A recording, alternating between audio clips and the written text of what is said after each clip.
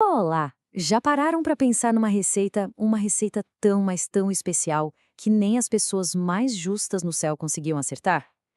Hoje a gente vai mergulhar na parábola do pão de Deus, uma história que é, na verdade, uma busca pelo segredo da perfeição.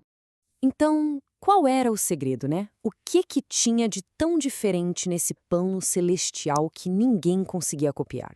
E olha, a resposta, como a gente vai ver, não está tanto no que se coloca na massa, mas sim no que se tira dela. Bom, para começar, vamos imaginar a cena lá no céu. Os justos, todos eles, provando um pão feito pelas próprias mãos de Deus. Sabe, era algo perfeito.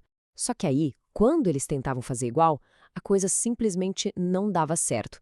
E isso era bem frustrante. Pois é, não importava o quanto eles tentassem lá nas suas mansões celestiais, o pão saía ruim, simplesmente não ficava bom. E depois de tanta tentativa e erro, 5 figuras bem conhecidas, Josué, Davi, Salomão, Moisés e Daniel, se cansaram e resolveram: quer saber? Vamos perguntar direto para a fonte, vamos falar com Deus.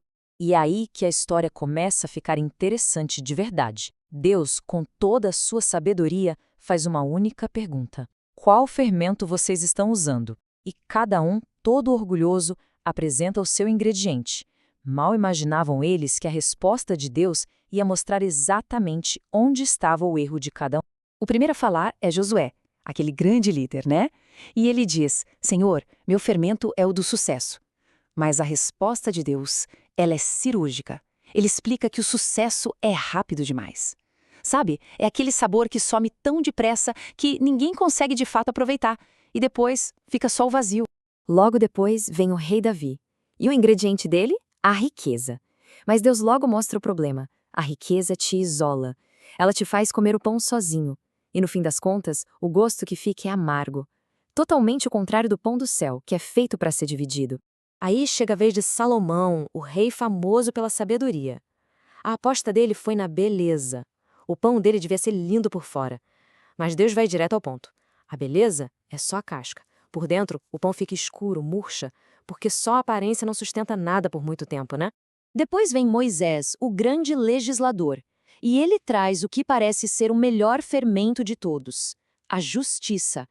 Mas olha só a sabedoria de Deus. Ele mostra que até a nossa justiça, a justiça humana, tem falhas. É impossível dividir o pão em fatias perfeitamente iguais para todo mundo. O nosso julgamento sempre vai ter um ponto cego. E, por último, Daniel, o profeta que usou o fermento da piedade, do jejum, da oração, e a resposta de Deus aqui é quase um paradoxo lógico. Piedade é algo bom, claro, mas o pão, gente, ele foi feito para ser comido, para ser saboreado junto. Se todo mundo está ocupado jejuando e orando, quem é que vai comer o pão? O propósito se perde. Então, é isso. Um por um, todos os fermentos humanos, sucesso, riqueza, beleza, justiça, até a piedade, se mostraram insuficientes.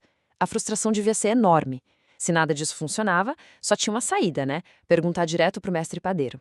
Já sem saber mais o que fazer, eles finalmente se dão por vencidos. Senhor, por favor, conta pra gente qual é o segredo do seu pão.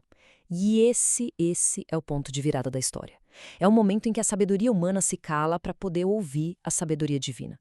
A grande revelação está chegando. E a resposta, nossa, ela é chocante de tão simples. Deus fala: no meu pão eu não uso fermento. Imagina a cara deles. O ingrediente que eles achavam que era o mais básico, o mais essencial, simplesmente não faz parte da receita de Deus. A pergunta que fica é: mas como é que o pão cresce sem fermento? E aí vem a chave para entender tudo.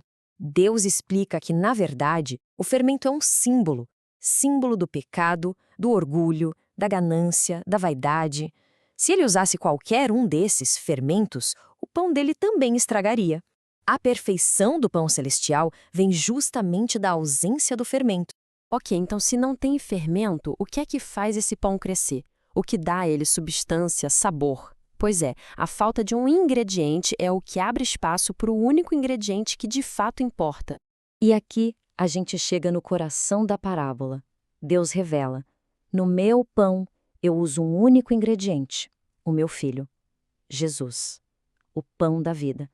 E como ele não tem pecado nenhum, ele é a substância pura, O pão que não precisa de fermento para ser perfeito.